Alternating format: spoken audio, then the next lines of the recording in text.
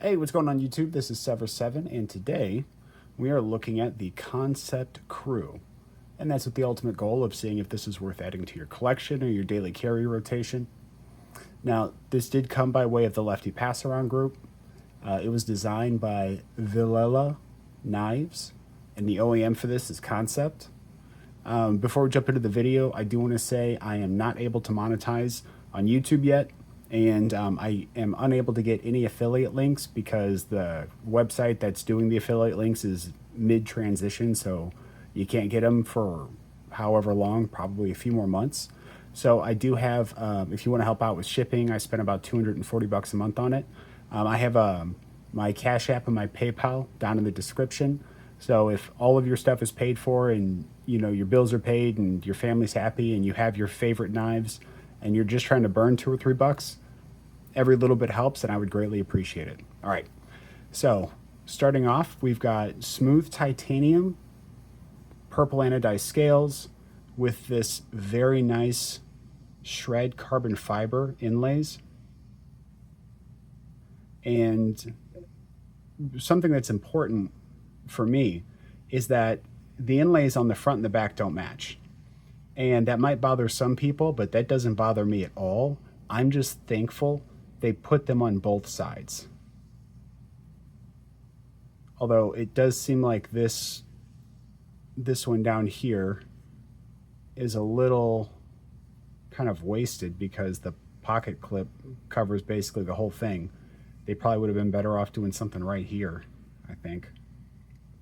But either way, I'm thankful they did inlays on both sides. And there are some voids, but overall the shred carbon fiber looks really, really good. So I think they did an overall excellent job. We do have a purple anodized deep carry milled titanium pocket clip. And then we have T8 hardware for everything except for the lock bar, or for the lock bar over travel stop. There we go. For whatever reason, I just forgot what that word was. We do have a half back spacer, and we have nowhere for a lanyard. Now, as far as ergonomics go, it's a fairly neutral handle that gets a little bit fatter right here. So as far as ergonomics go, this thing's really comfortable. Even squeezing it, I'm not feeling hot spots. So like, as far as a daily user, this thing's going to be perfectly fine. You could use it for, hours at a time if you wanted to, and you're not going to experience a bunch of discomfort, hot spots, none of that stuff. So I would say, for ergos, it pretty much knocks it out of the park. This knife does feel hefty, probably just because of the overall length, and then we are a little butt heavy, it looks like.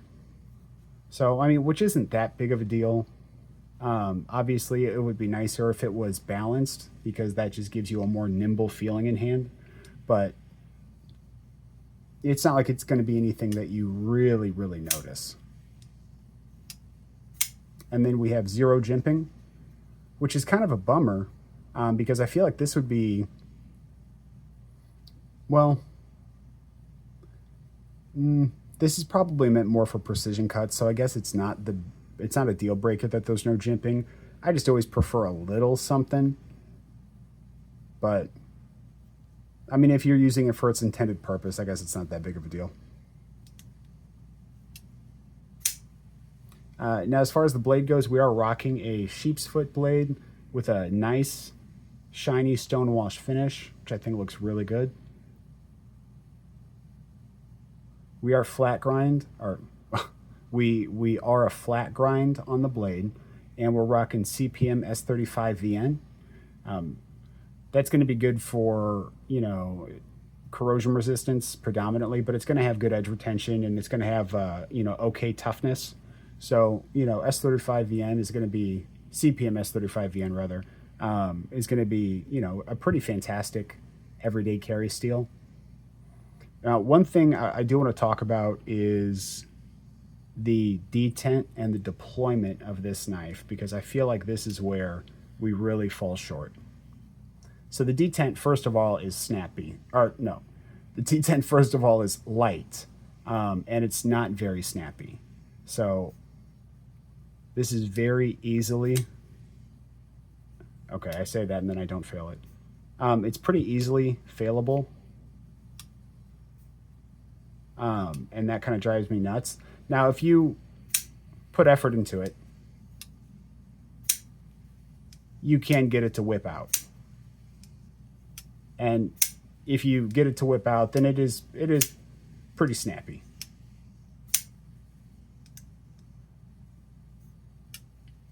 This, though.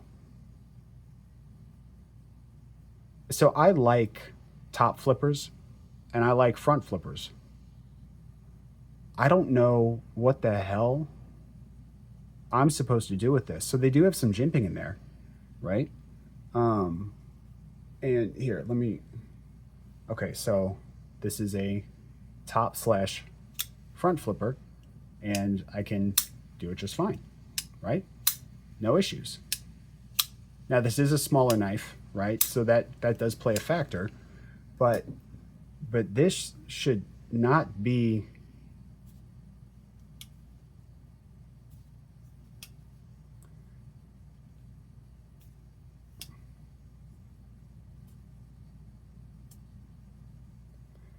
It's just... It's the most useless. I've never experienced a more useless front slash top flipper in my entire life. It's just an eyesore.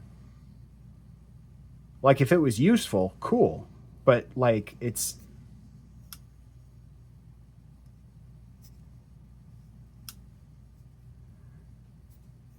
And I can get it. I've gotten it before, but Jesus Christ. I'm getting frustrated already. I don't understand why. Like, how... Like, I don't know how it got past QC. Like, what...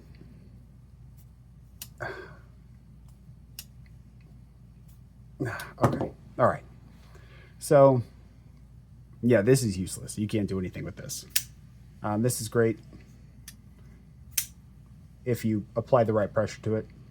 And then the action on the way down is several shakes.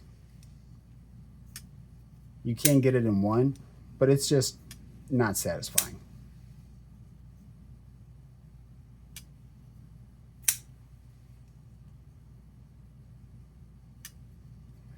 To me, the overall action and deployment on this knife is a big miss. Because you're essentially flipper only, and you can fail the flipper pretty easily. You know, I want it to be, if I push this down all the way, I want this thing to fly out, right? Kind of like, you can't fail this knife.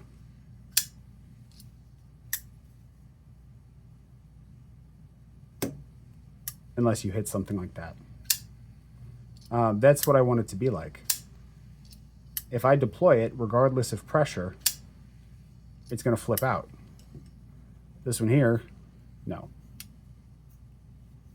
So that part's super frustrating because I know Kansept can crush a detent. I know they can do an amazing job. With front flippers, just look at the Fenrir. You know, they can do a great job with rear flippers. You know, the Accipiter had a great flipper. I don't know what happened with this knife. You know, it's not like it's over tightened. You know, we're centered. You know, it's not like the pivot was cranked and that's having, you know, an impact on it. I mean, sure, it could probably use some lube, but the difference between lube and not lube isn't this drastic. So just not happy with that at all. As far as the overall length, we're sitting at 8.19 inches up against the milled aluminum Civivi Brazen. Pretty close to the same length. I think the Brazen barely, like barely beats it. Let's look at the Real Steel Sylph. Absolutely amazing knife. 10 out of 10, recommended to anybody and everybody. So obviously the Real Steel Sylph is going to get absolutely dominated in length by the Kansept Cru. And let's try the Civivi Altus. Same story. The Cru is absolutely going to dominate it. So if you like full-size knives, then the Cru is going to be a nice full-size knife. You know, plenty of length, plenty of blade length. This is a 3.46 inch blade overall. Blade to handle ratio of 0.73 or 73%. And this has a weight of, let me make sure that's accurate, because it says 4.69, but I don't know if I entirely believe that. Okay, yeah, 4.1. I didn't think it was 4.69. 4.1 for the weight. All right, so how much does this thing cost? On the Kansept website with no discounts, this thing's coming in at right around $168.